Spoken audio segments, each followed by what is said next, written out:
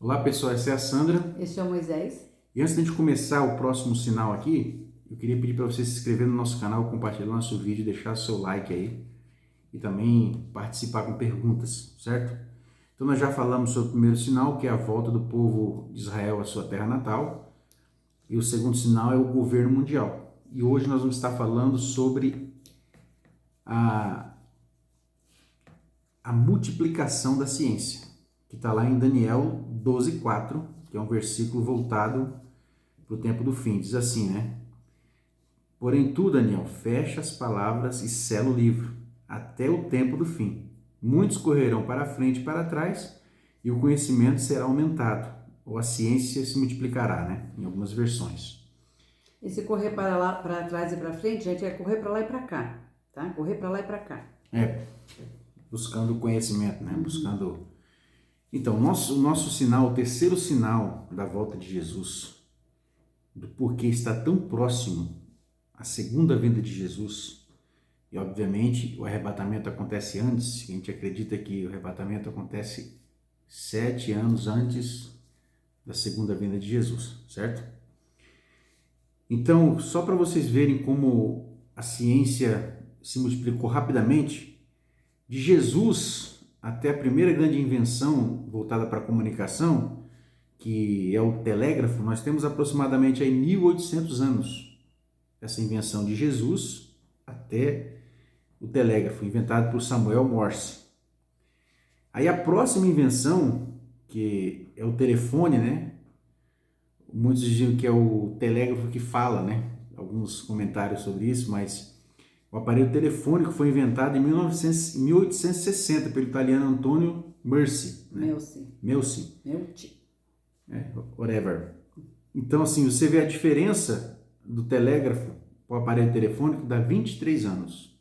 Olha como uma coisa foi acontecendo rápido, né? Parece que uma coisa desencadeia a outra, né? E aí vai acelerando, né? Aí nós temos a invenção do telefone celular, que foi inventado em 1947, nos Estados Unidos. Celular é porque eles tinham várias antenas, então cada antena era considerada uma célula, né? Por isso que chamava celular. Não é esse celular que a gente tem hoje. Não é o smartphone, é o celular aquele sem fio, que a pessoa andava um tijolão assim, né? Que facilitou muito a comunicação. Então, do telefone celular até a internet, em 1969, que foi inventada nos Estados Unidos, né? Na Universidade da Califórnia, Los Angeles, nós temos aí do celular, do telefone celular até a internet, 22 anos. E a gente sabe que a internet é absurdo agora com o smartphone, você tem tudo na sua mão.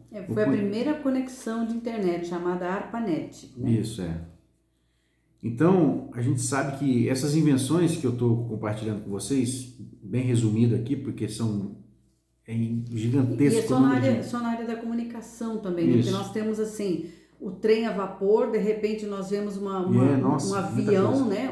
Nós temos Nossa, se for falar todas as invenções que de repente começaram a explodir mundo afora, nós vamos ficar aqui com vários vídeos só falando sobre isso. A gente siga essa linha do telégrafo, o telefone, o celular, né? E depois a internet, porque a gente sabe que a internet trouxe pra gente o conhecimento multiplicou demais. Multiplicou demais. Com acesso fácil à informação. Né? A gente que é acostumado, por exemplo, a ensinar a palavra de Deus, ou pregar, ou dar estudos bíblicos. Se você estiver diante de pessoas, você tem que prestar muita atenção, porque hoje o cara entra aqui no Google e fala, falou errado aí, tá errado. O conhecimento está espalhado. Então, logo depois da invenção aqui da internet em 69, nós temos o Google, que foi criado em 98, Facebook em 2004, o WhatsApp em 2009, isso foi acelerando demais. Vocês percebem como foi encurtando o tempo? Muito rápido. De um avanço para o outro? Então, Daniel escreveu o tempo do fim. O tempo do fim, que a ciência se multiplicará, está acontecendo agora.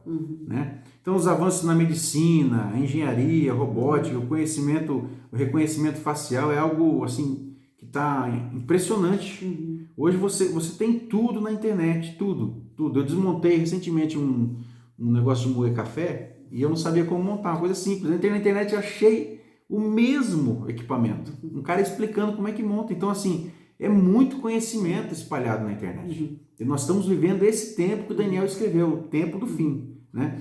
Aí nós temos uma coisa que eu acho interessante, Moisés, é que com o advento da internet, o que acontece num lugar, todo mundo imediatamente fica sabendo. Exato. Ou seja, se acontecer alguma coisa em Jerusalém, dentro do templo, o mundo todo vai ficar sabendo imediatamente. E é isso que diz a Bíblia. Quando acontecer isso lá no templo, né, que o anticristo vai blasfemar, vai fazer uma coisa horrível lá no templo, né, que o mundo todo vai assistir. Quando as testemunhas vão ser mortas lá em Jerusalém, o mundo todo vai assistir. E só é possível agora, nesse tempo, porque nós temos todo esse avanço tecnológico. E aquele versículo, né, haverá fome, haverá terremoto em vários lugares. Fome sempre teve no mundo. Terremoto, obviamente, aumentou muito, teve uma escala imensa, mas teve terremoto. Agora, para se cumprir em vários lugares, a gente tem que saber esses vários lugares. E a internet possibilita isso, a gente vê ao vivo um terremoto praticamente. A gente começa o terremoto, já tem um cara filmando, você começa a assistir, entendeu? Imediatamente. Então, né? é o tempo do fim que Daniel fala lá no livro de Daniel, certo? Vamos ver sobre o chip agora, né? Uma coisa que me espanta muito, né? É porque, assim, muita gente quer entender o que está escrito na Bíblia de forma figurada, porque às vezes parece tão absurdo os versículos, né? Como uma marca na testa e na mão, né? E ninguém compra sem essa marca. Todo mundo fica tentando ir para o lado figurado, porque é muito difícil você imaginar alguma coisa literal. Mas, assim, quando a gente pensa, por exemplo, no Elon Musk, né? Que é o dono da Neuralink, ele desenvolveu um chip cerebral, gente. É um chip que é implantado aqui, que faz conexões com os nossos neurônios. Eles chamam de interface. Por quê? Porque com o meu pensamento, aqui com o meu cérebro, né, com as conexões do meu cérebro, eu posso acessar um computador. Então, é claro que é maravilhoso, porque se você pensa assim, pessoas que têm lesões cerebrais traumáticas, né, elas vão conseguir se comunicar através do computador. Elas acessam, elas não podem se mexer, nem com as mãos, nem com os pés, nem conseguem falar. Com o pensamento, ela aciona o computador, ela olha tudo, ela vê tudo, ela comunica com todo mundo, entendeu? Ela pode ter uma vida, né, de certa forma normal. Então, esse chip, né, assim, do tamanho de uma moedinha, né, é meio assustador até, mas eles dizem, né, que a pessoa que não anda, né, um tetraplégico, por exemplo, consegue andar. Uma pessoa que é cego pode voltar a ver. Então é muito... Gente, é a ciência do bem e do mal. Porque ao mesmo tempo em que faz tantas maravilhas, né? Ela também vai... ninguém sabe o que um chip no teu cérebro, fazendo conexões com o teu cérebro, você com o teu pensamento mexendo no computador, que é uma inteligência, né? É uma tecnologia. O que isso vai a longo prazo causar na vida da gente? Ninguém sabe, né? Ninguém sabe, né? Então, assim, eu fiquei sabendo que este ano de 2023, Estados Unidos liberou o Elon Musk para fazer testes com chip em humanos. Porque, gente, aquele chipzinho que parece um arrozinho que vai na mão, que você pode pagar contas, abrir portas e tudo, isso aí já tem há muito tempo que estão usando, tá? Parece que o primeiro que usou foi Rafael Bastos, né? Um rapaz que era brasileiro, mas não tenho certeza, né? Mas assim, a princípio vai ser para usar, né? Para pessoas que têm alguma deficiência e tal, mas depois... É claro que todo mundo vai querer, à medida que isso vai ficando mais barato, né? É como a internet, quando começou não era todo mundo que tinha. Celular, né? Quanto tempo nós demoramos para ter o nosso celular, né? Mas chega uma hora que o preço vai caindo e as pessoas vão tendo acesso. Então esse chip vai ser a mesma coisa, né? E aí, o que nos chama atenção, gente? O transhumanismo. Porque, olha, o transhumanismo, o que é transhumanismo? Ele é um movimento científico e filosófico que advoga o uso de tecnologias como engenharia genética, inteligência artificial e tal, para aumentar a capacidade e as habilidades dos seres humanos, como, por exemplo, diminuir o envelhecimento, né? Então, assim,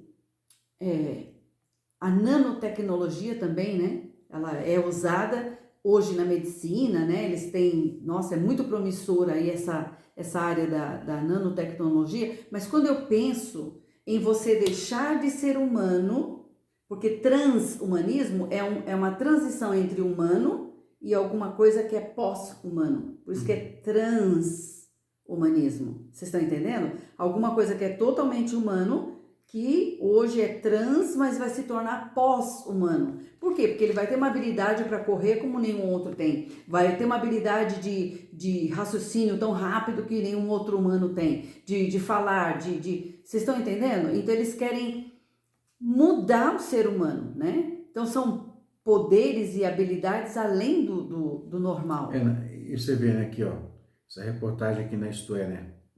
Tá falando assim, ó. Elon Musk pede permissão para o governo americano, né, para usar o chip em humanos, foi negado. Aqui tá a data, aqui foi 5/3/2023. Não sei. Foi negado? Foi negado. Eu li outro artigo que dizia que estava liberado. E já teria matado cerca de 1.500 animais na pesquisa de plantação no cérebro. Então, quer dizer, isso, quando eles pedem permissão, a coisa está muito lá na frente. E ninguém sabe das implicações. É, né? Porque funcionou com o macaquinho que ele fez, né? Você sabe, né? Que ele fez o teste com o macaquinho, foi incrível e tal. Mas é claro que a gente sabe que morreram um monte de macaquinhos antes daquele ter dado certo. Mas então, o transhumanismo, eles têm falado sobre modificações genéticas, né? Então, quando fala em modificações genéticas e alguma coisa que deixa de ser humano para ser pós-humano, que para eles é uma evolução e uma melhora, aí me lembra muito, Moisés, a imagem, aquela estátua que o rei Nabucodonosor sonhou, cujo último império é o pé, que é ferro misturado com barro.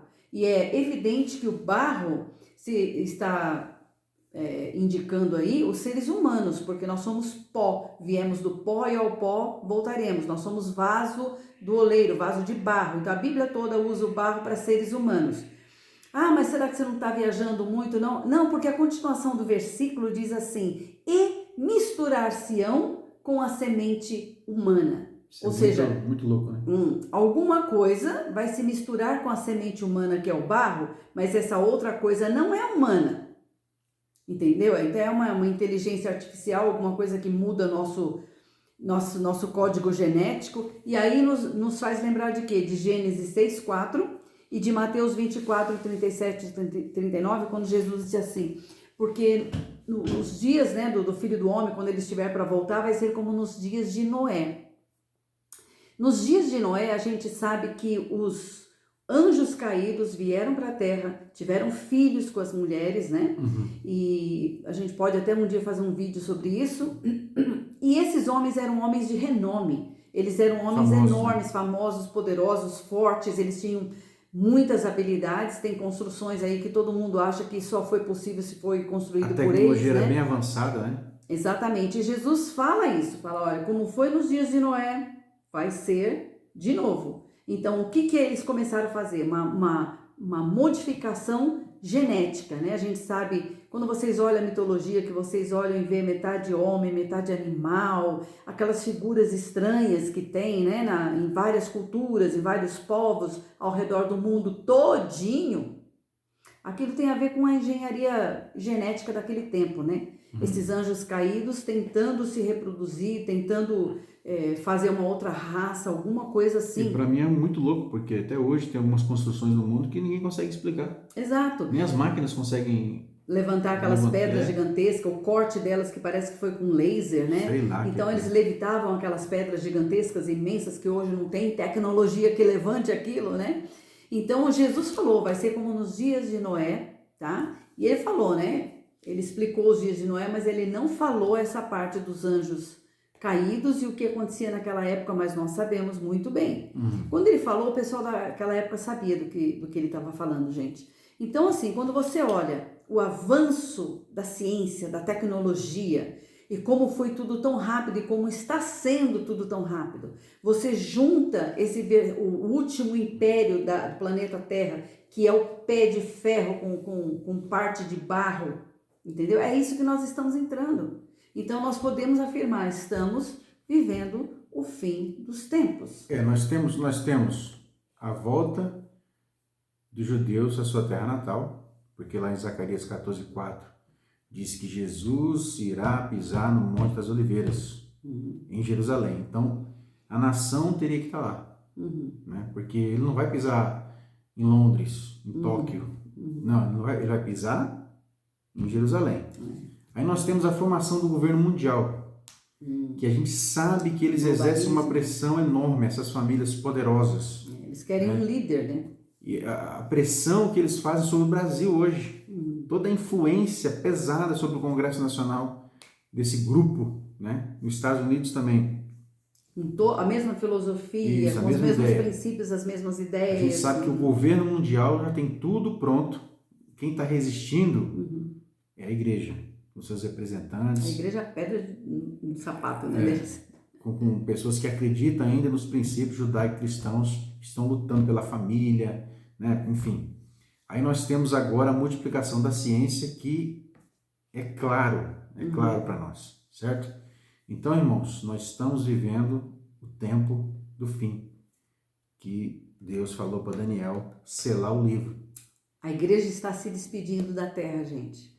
A Bíblia está se cumprindo diante dos nossos olhos. Literalmente. Literalmente. Então, fica firme com o Senhor Jesus, fica antenado, presta atenção no que está acontecendo no mundo, olha os sinais em volta de Jerusalém, os sinais ao redor do mundo, os sinais no governo, e enfim. A gente nem está falando que Jesus falou, né, das pestes, essas coisas, porque isso aí é tão óbvio, né? Exato. Mas esses sinais que nós temos colocado aqui, gente, eles mostram claramente que o tempo que nós estamos vivendo é o tempo do fim. Então, nosso papel é avisar os nossos familiares, avisar os nossos vizinhos, alertar as pessoas que elas aceitem Jesus como o único e suficiente Salvador de suas vidas, para que elas não passem a grande tribulação nessa terra. O anticristo vai precisar de toda essa tecnologia, de todo o controle, e hoje já é possível tudo isso. Certo? Então Deus abençoe vocês, compartilhe o nosso vídeo, deixe seu like, se inscreva no nosso canal. Deus abençoe.